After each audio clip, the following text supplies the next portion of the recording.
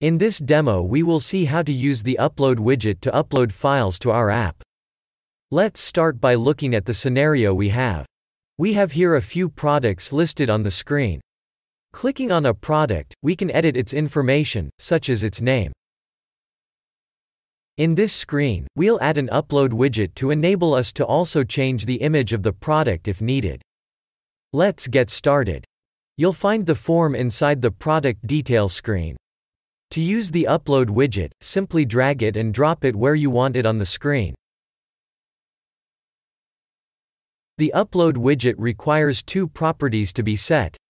The first one is the variable, where you will store the content of the uploaded file. For this, you'll need a binary data variable. In this case, we already have an aggregate attribute that we will use. The second property is another variable that will hold the file name. For this demo we won't use the file name, but we still need to set a variable for it.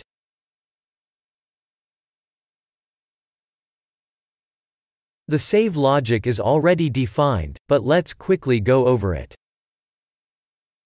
Inside the save logic, we have a call to a server action.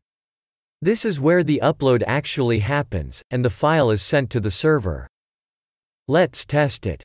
Select one of the products. Clicking the Upload widget will bring up the Select File dialog. Select the image you want and then click the Save button.